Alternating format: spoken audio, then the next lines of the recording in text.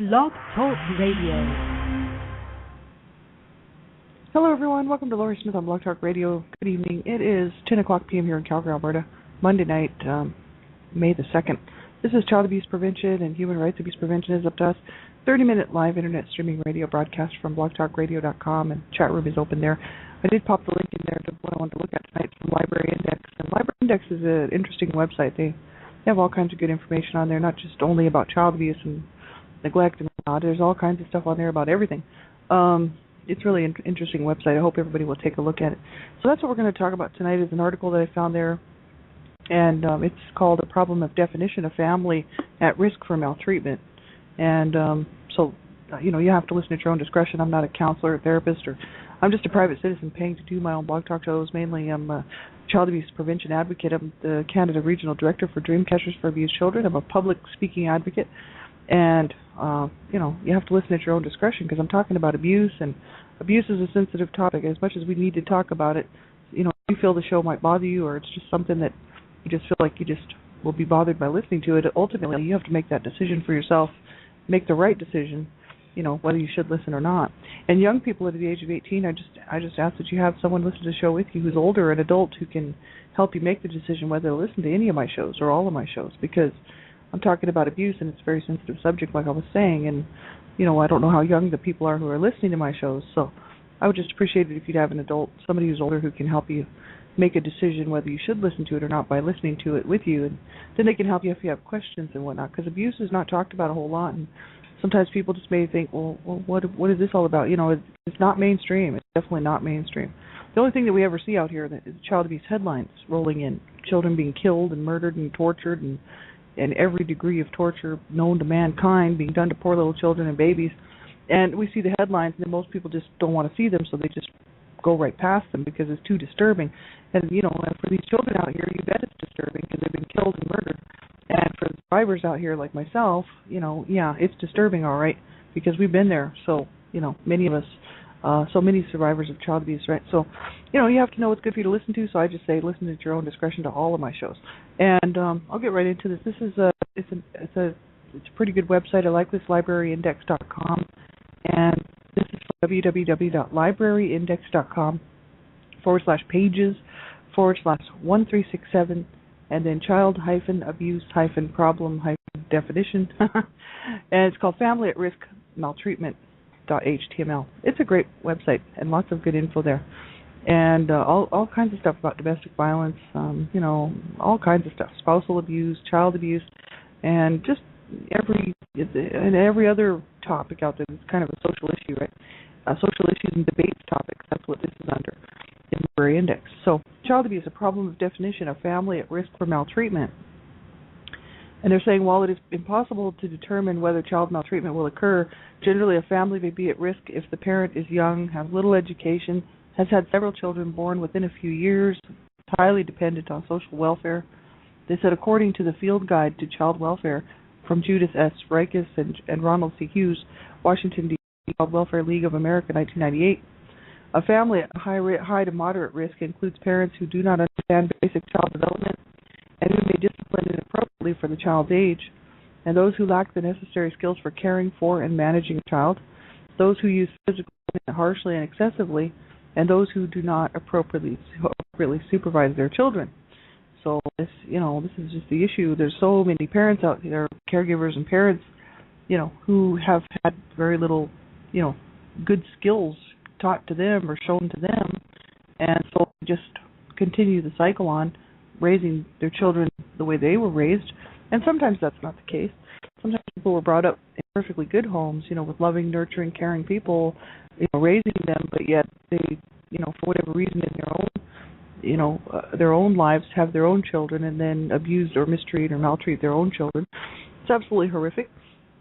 And, there's so many issues, there's so many determinants, that's the issue. They said it's just impossible to determine, exactly, a generality. But they have these, just from the tests and studies that are done, like mostly the studies from the materials, from reporting, from, people who end up within the system, who report, they see, the commonalities of why people end up, abusing their children or not looking after their children or, neglecting their children or whatever they're doing to their children. And they said, furthermore, families under stress are more likely to produce abusive parents that abused or neglected children, such as during divorce or other problems with adult relationships, death, illness, disability, incarceration, or loss of a job, according to Rikus and Hughes.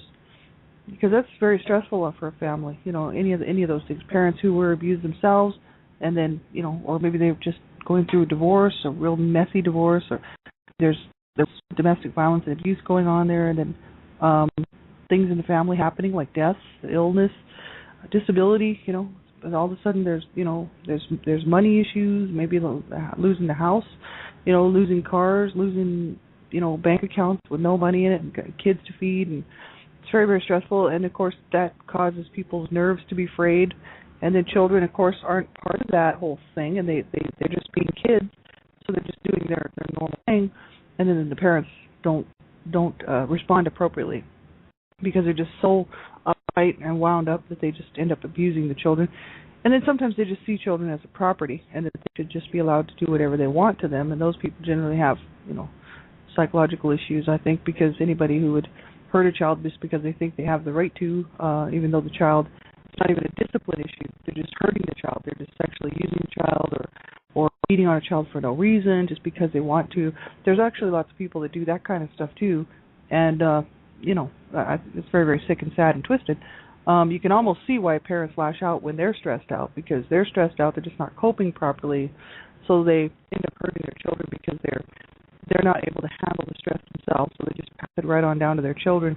But these other people who just hurt children because they want to, those are the people that, I'm just like, oh, I can't understand that at all. You know what I mean? Because it's just, there's just no rhyme or reason for it. It's absolutely pathetic, but that's what people do. They said small stressors can have a cumulative effect and become explosive with a relatively minor event. For potentially abusive parents, high levels of ongoing stress coupled with inadequate coping strategies and limited resources produces an extremely high-risk situation for children involved. And that's my parents. They were highly abusive people. My two parents were abusive towards each other, volatile, hateful, angry, really angry, raging mad, ready to kill each other.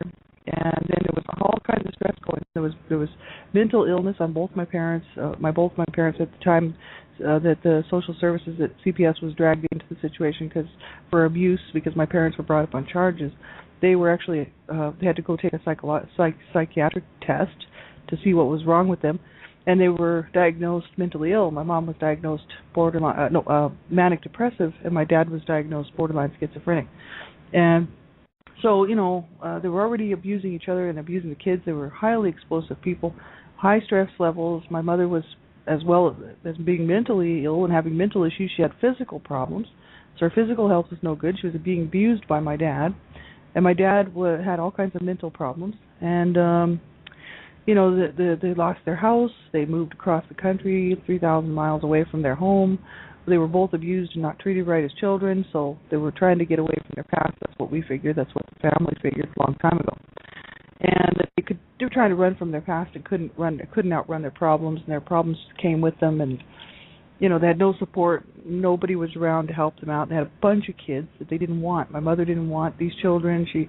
There were 7 of us, and she was just like, by the time I came around, the social services was involved when I was 2.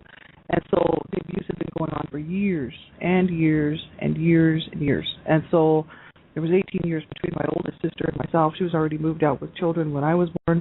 And so, that just tells you there was 18 years of abuse and more abuse and children. And my mother did not want these kids. She was not happy. And so, they had no coping skills. They didn't cope together. They didn't try to work out their problems. They didn't try to go get marital counseling. They didn't try to help each other. They didn't love each other, so they would never help each other. They just always trying to hurt each other, physically and in every other way, psychologically as well, in every other way. And limited resources, right? It produces an extremely high risk situation for children involved. And I'm the perfect prime product of this. Right. And it's sad. It's sad. There's so many people in this situation. You know what I mean? I know. I grew up with kids whose, parents were exactly or worse than mine and would bash their kids in the head with cast iron skillets and stuff like this. And, I was beaten at home too, so, we would all talk about the beatings that our parents were dishing out. And, it was just the norm for us. I grew up in an area where there was just a lot of abuse and a lot of kids who were being abused, and this is it definitely had a profound effect on my life and a profound effect on the way that I see the world, right? And so what it did was it was really a reality for me, and I realized that it's a reality for so many other people. Whereas the rest of the world kind of thinks, is it a reality for somebody? You know what I mean? If they weren't abused or didn't witness it or weren't part of it, never saw it, might think, wow, does that really go on? But children who are brought up right in the mess and the thick of it, they know that it's a reality for a lot of people, and it's very, very sad, very, very twisted, and no child should ever have to deal with that. But just because the people who are responsible, the parents, the two people in the home who are responsible, whoever, if it's a single parent family, are not doing the right thing by their children. And because obviously their children do not come first. And that's a sad thing, but you know what? It's so true in so many people's lives. People have children and then, the children don't come first. It's the parents' problems, it's the parents' issues that are put before the children. And so they don't care if the children are suffering and they don't care if the children need help. They just don't care, period, because they're hurting themselves or they're so screwed up in the head that they can't make a good decision to try to save their own lives or their children's lives. And so, sadly enough, children slip through the cracks, right? They said that according to the Department of Health and Human Services, a family may also be at risk if the parent is a loner, feels isolated with no family to depend on, has no real friends, or does not get along well with the neighbors. And my parents actually weren't like that. They did move 3,000 miles away from their home, which was not necessarily a bad thing. It's just that they didn't rely on each other for support. They were always trying to hurt each other and drag each other down. So they didn't have any support there. But they had friends on the outside. Like they had friends in the neighborhood, and they actually got along with people in the neighborhood. So they didn't fit into that picture. But they were good to their neighbors, and then they'd come home and beat on each other and beat on their kids. But they were always very friendly and kind to the neighbors, and the neighbors' children. They loved the neighbors' children. They never beat up on the neighbors' kids, right? They would just beat up on their own kids. So it has a self-image and feels worthless with a pervading sense of failure. My parents were both like that.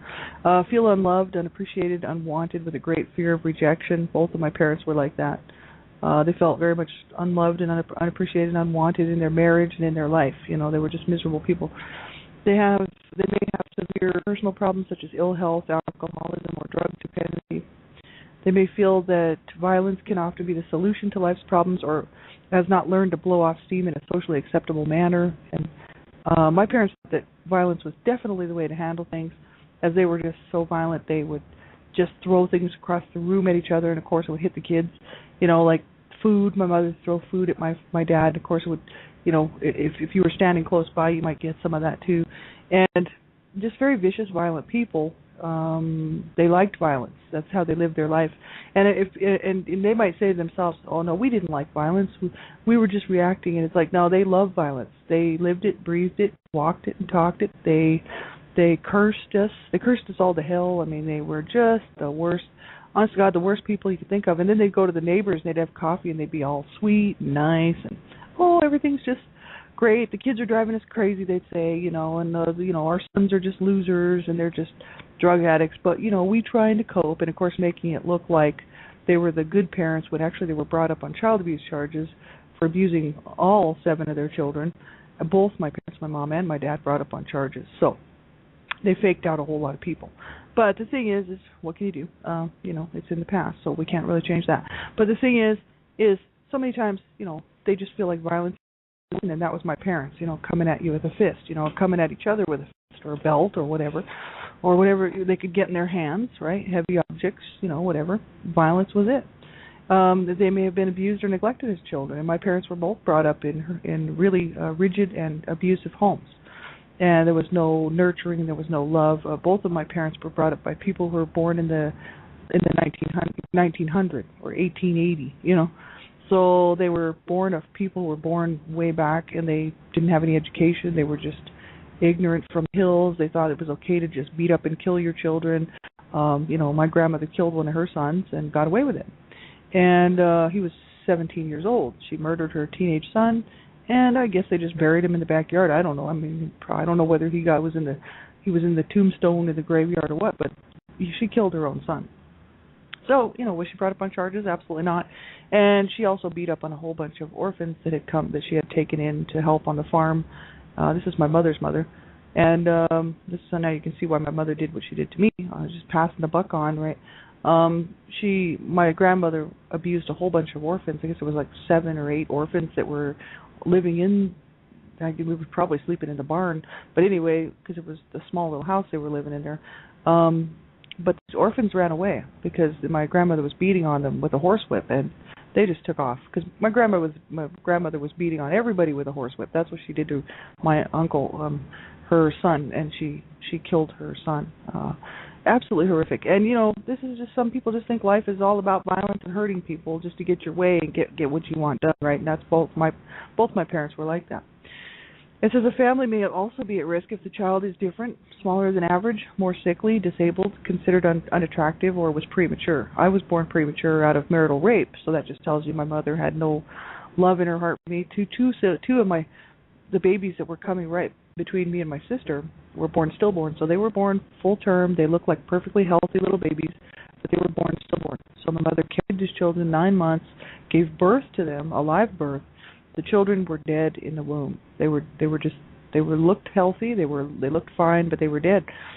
So it was always cursing me and telling me that she wished I had died along with the other stillborn babies, right? So that was what I had to listen to my whole time I was growing up. Isn't that sweet? But and of course it stays with you. You know what I mean? You don't just forget something like that, especially when they tell you that over and over and over again. And I knew it was how she felt. It wasn't just something she was just saying. She actually was wishing that I had died. With the other stillborn babies. I mean, you just don't tell your children stuff like that, but some people do. But that's just the thing. Some people, they see they have a child who's more sickly, more, maybe got a disability, born with a disability, or maybe they just think it's an ugly baby and they don't treat it right. They'll treat it differently, treat the child differently, and that child should be treated, just the same, with the same dignity and respect that any child would be treated with, right? Absolutely horrific. They said that a family may also be at risk if the child resembles or reminds the parent of someone the parent hates, or if the child takes after a disappointing spouse or former loved one. And that was I think that's what the issue was. Is my mother?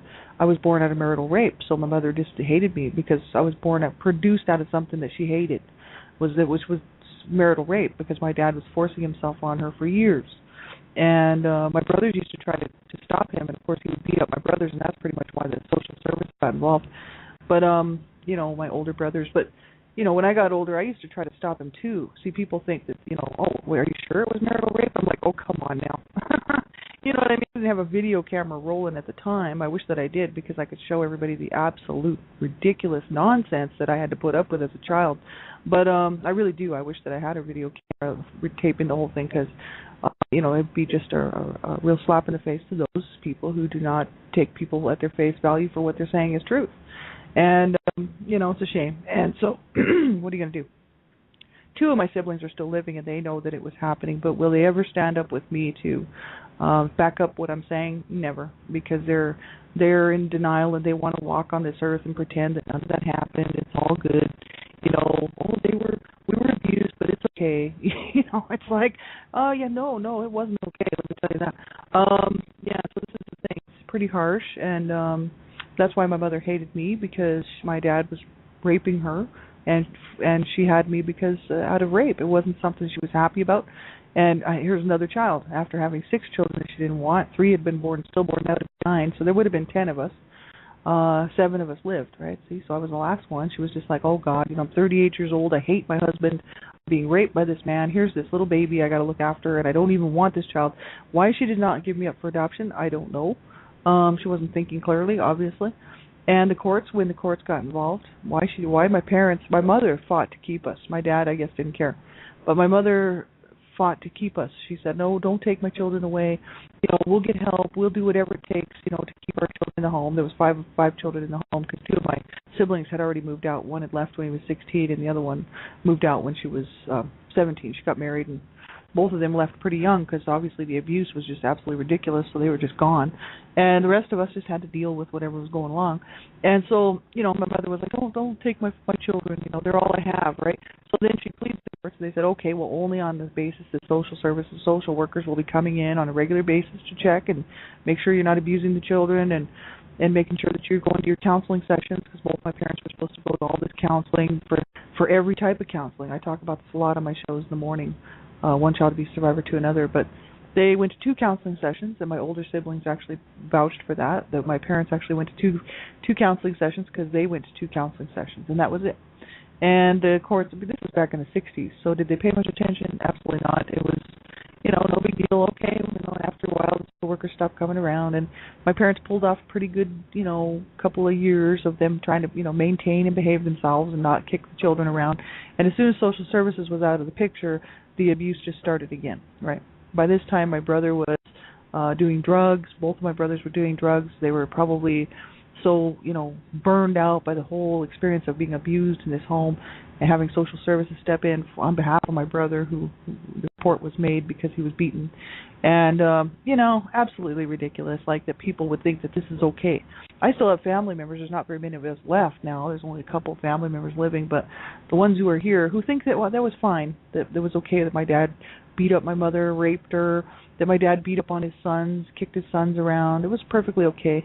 And that, my mother bashed my head in with a rolling pin, called me names, beat me on a regular basis with whatever she could get in her hands quick enough, right? And burned me and treated me really like garbage. It made me sleep in my own throw-up. Was just a horrible mother. And that it was okay. That was all good. Oh, no, yeah, it was fine, No, I'm telling you, it's absolutely horrific. And that's what society thinks, that this is just fine, that these little children out here tonight who are going to die because we can't get to them. These little children out here, these little babies and precious children and teenagers and youth they're vulnerable, they have no protection, and they're going to die, and we will not be able to save them. And there's a whole society thinking that it's perfectly okay. Oh, it's just discipline. Yeah, that's why that mother had to stab her child. It was discipline. Oh yeah, that's why that father raped his little 6-year-old daughter. It was discipline. People have these ways of making it okay, right? They have these ways of making it all right. And it's not all right. It's not all right at all. And we have to speak out against this stuff, and we have to stand up and say, no, it is not all right. See, I tried to fake myself out for years, and tried to tell myself that I was all right, because I had to tell myself as a child, crawling out from under a beating, you know what I mean? Like, okay, I'm okay, I'm still not to my parents. My parents didn't care if I was okay, but to myself, so that I could go to school the next day, and function after watching my dad rape my mother and being beaten. And it's like, okay, no, I'm sane, I'm okay. And so I kept telling myself that, and our whole family did. And so, you get used to doing that. And at the age of 41, I was still ready to kill myself, you know what I mean? I was living a double life. People, on the outside, I looked fine because I was okay, I could hold it together for the world. But on the inside, I was just crumbling and really disintegrating. And so, this is what this causes. This is exactly what this causes. And I know because I've spoken to way too many survivors. I'm not a unique case. And my story is not a unique case. It is not special. It is average. It's a child abuse story. And it is what these children are going through right now out here all over the world. So, please get involved. Do whatever you can, to promote child abuse prevention. We've got to stop child abuse. I don't care. I will speak about this till the day I die. And it's my mission. I'm the Canada Research Director for Dream Catchers for Abused Children, and I hope to be able to stay with them to the end, and hopefully do a whole lot of good work with them. And we're out here trying to make a difference and save children's lives, and we're all volunteers. So do whatever you can, get involved. Be a voice. At least speak out against abuse. When you see somebody slapping their kid around and beating on their child, burning their child, or pretending like they're playing with their child but hurting their child, and then saying, "Oh, grow up," you got to speak out against it, right? And if you know a child's being abused, you got to do the right thing, and you got to make a phone call, because people say, "Oh, I don't want to break up a happy home." Well, that child's not happy. I will tell you that. And they won't be happy about being ripped away from their abusers until a few years later when they realize that their lives were saved. And then they'll probably be, thank God. And you just hope and pray that they don't end up in some horrible foster care situation, which is why I didn't want to be kicked out of my home. Because I had already knew a girl who was in foster care who was being sexually abused, and I was just like, oh my God, if I end up in foster care, that's going to happen to me, and then I'm going to be, you know what I mean? Like, oh my God, I was already being sexually abused. I was already sexually abused as a child anyway, but I thought, oh my God, at least I know these people, and I know that, I know what my mom's going to dish out. I know what my dad's going to dish out, but if you get a hold of somebody else, you know what I mean? Like, you just don't know. So that's the thing. We got to do everything we can to protect these children. Get involved where you can, use your voice, speak out against abuse, and definitely don't condone it. And don't try to minimize it, because that's what society is always trying to do, is minimize abuse, right? And it's not good. So they said that another thing that might put a family at risk, is if the child is more demanding or otherwise has more problems than do the other children in the family. And they might just be more needy. They might need more attention. They might need more love, more care. I think that was my problem. Like, I was really... because I didn't get that nurturing as a child, so I didn't really close off within myself, probably because there was other siblings in the home. I think had I been an only child, I would have just closed off and gone and sat down in a corner somewhere and sat there and just looked at the wall, because I being neglected in every way, emotionally, psychologically, in every way, because my mother could not love me, so she could not nurture me. She could not hug me and hold me and rock me and kiss me and say nice things to me, right? I was just there. She was there, I was there, and if I was in the way and I did something she didn't like, I caught a beating. If I was, if it was a good day for me, then she wouldn't say much to me. You know what I mean? So that's the whole issue. There was no real love or kindness there until much, much later, when she actually started to try to treat me right, which was way later. You know what I mean? So I spent my whole childhood around a miserable woman. And so, I was always kind of trying to hug her. I think it's just from my siblings. I think my siblings actually kind of took the place of my mother, actually, because they would say a few nice things to me once in a while. They would let me hang around with them, even though they were getting stoned and doing drugs. And they would basically were trying to protect me from my dad and my mom when they could, from the beatings and whatnot. My brothers would try to stop my dad when he was beating me. And I know there was a couple of times that my brother tried to save me from my mother as well. And actually a couple of times my brother did save me from my mother. But sometimes they were just not in the home. They were out partying or doing their thing or whatever. And, if I was there by myself, then there was nobody there to protect me. But, this is just the issue, that so many times I was still wanting my mother's love, right? So I was always trying to, hug her legs, and she would just push me away, knock me down, tell me to get away from her. Be like, get away from me. She didn't show me any love. Like, there was no, oh, I love you, daughter. Here, let's go play. Or here, you go sit down over here and do your coloring books. It was like, get the hell out of my way, and slap and push me down, kick me around. You know what I mean? She was a mean woman, right? Plain mean, right? They said if the child's unwanted, seen as a mistake or burden, having ruined things for the parent, that can happen. I know that my mom didn't necessarily feel that I was ruined things for them. My mother thought that all the children did, so she didn't just tell me that it was just me that ruined things for her. Like, she just said that all of us ruined it for her. Her children, she didn't want her children. I told her, I said, then why didn't you let us go when the courts, when you went to court and you guys got busted and you went to court, brought up on child abuse charges, you could have let us go. And my mother was like, well, I should have, you didn't mean a thing to me and all this stuff, right? And I was just like, oh my God, thanks a lot. I was almost 30 years old at that point. But this is just the issue. Children, for so many reasons, parents, caregivers, take their garbage out on the child. It's their garbage, it's not the child's. The children pay the price for these maladapted, twisted adults who, for no reason, decide to take out their garbage on their children. Please don't do that. If you think you're at risk for hurting your child, you get some help and you take your child to the proper authorities. Don't just drop your child off anywhere. You take your child to the proper authorities and you say, look, I don't want to hurt my child. I need help. You know what I mean? Because you got to realize that your child is depending on you for everything. And if you can't be a good parent to your child, then you're going to hurt your child and you're going to harm your child and you're going to abuse your child, neglect your child, sexually use your child. You take your child into the proper authorities before you do that.